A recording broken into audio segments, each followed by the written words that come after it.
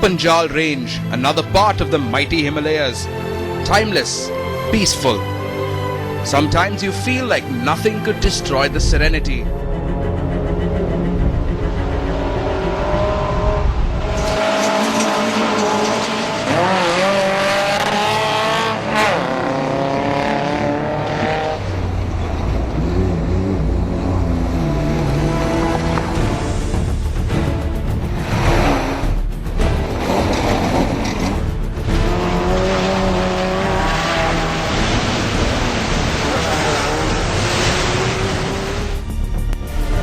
Well, someone ought to tell them that.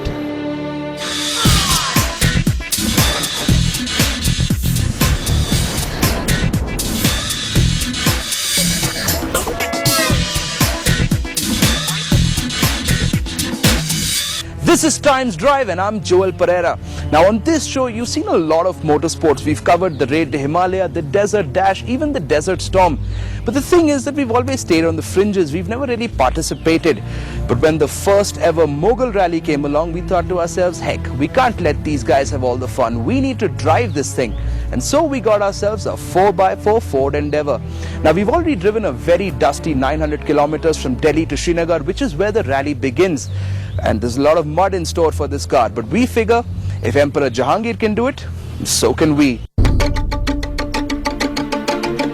Welcome to the 400-year-old Mughal Road. Legend has it that Emperor Akbar used it to conquer Kashmir and that Emperor Jahangir breathed his last right.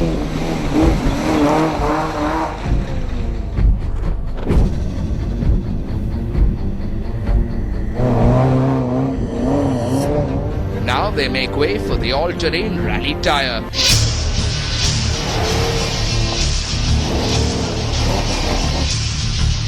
You come from a side which 10 years ago was completely infested with militancy. The army has done such a super job.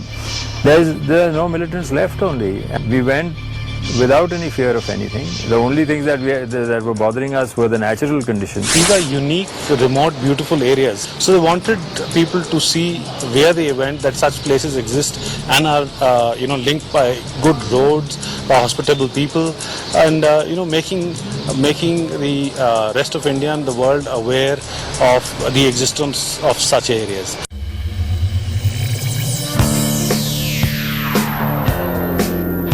Organized by Himalayan Motorsport, the same intrepid crew behind the Raid to Himalaya, this 1,000-kilometer 3 special stage rally will cover some of the most breathtaking scenery that India has to offer.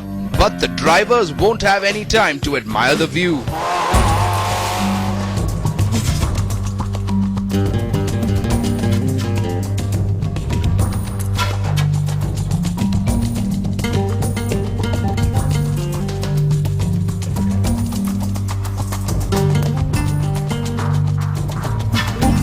Beginning in Srinagar, this rally flagged off from Kishtwar, Udhampur to Jammu, and that's just day one.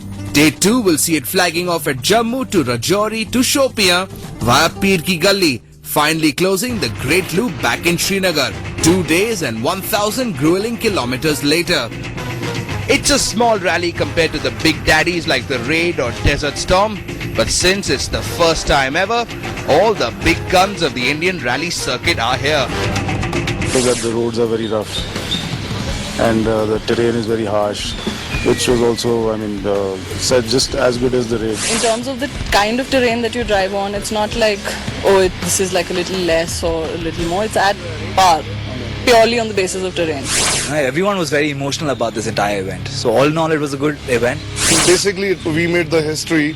Anybody will tell, okay, we were the one who did the rally first time. After Jahangir, we are the people who did it.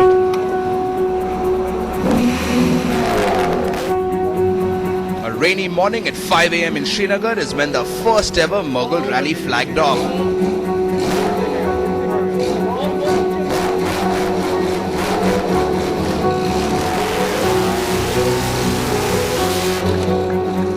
And the drivers, hopped up on caffeine and adrenaline, were off to a flying start. Driving on tarmac is fine, but the minute we got off-road, that's when things got a little hairy. The level of the hazards at many places had increased.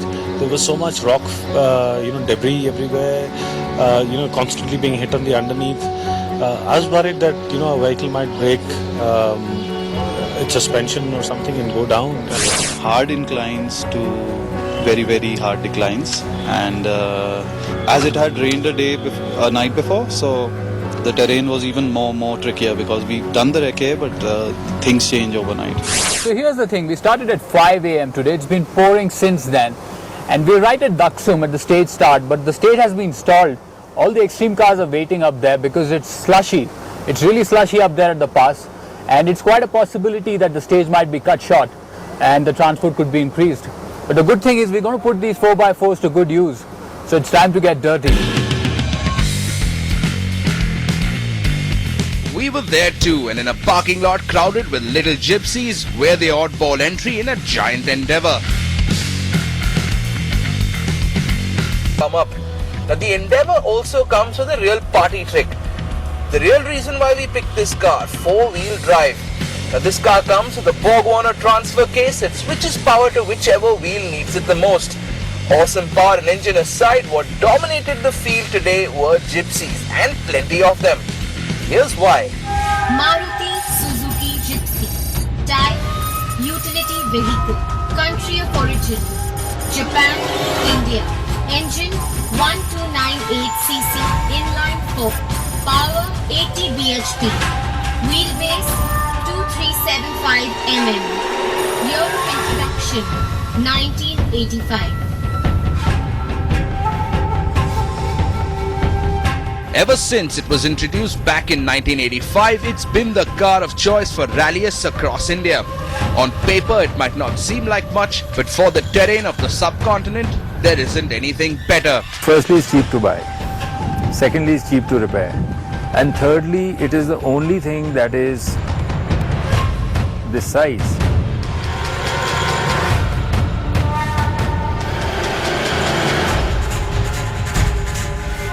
It's not big, bulky and comfortable. Okay, you compromise on its comfort levels. But the Gypsy is like a fighter aircraft. It's not a big lumbering Airbus that is going smoothly. It's like a fighter aircraft, and it's really, really hardy. I mean, we had Mughal running on 3 wheels for 27 kilometers. What other car can take this kind of punishment? So as long as nothing comes up against the Gypsy, it will remain the favorite. Of course, these aren't stock gypsies. A regular car would literally fall apart 30 kilometers into a rally like this. Roll cage seats, rally seat belts, all of those. And other than that, like you modify or there's like underbody strengthening. There's you modify your suspension a little bit. We use like rally leaf springs. Okay. And all like extreme gypsies, they run on 8 shocks. All right. So that's 2 shocks per wheel. Yeah. Put a header and an air filter and a free flow exhaust after that, and that's about it. And the entire car strengthened like anything else. Before we go, here's a look at day 1 standings.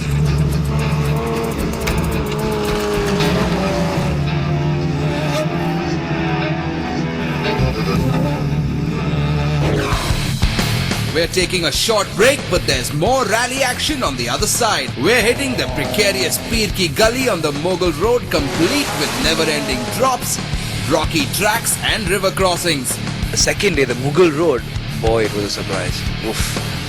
It was as if the car went through a complete bashing. It was just as if someone had a baseball bat and bashed the living daylights out of the car. Yep, the cars and drivers really took a beating.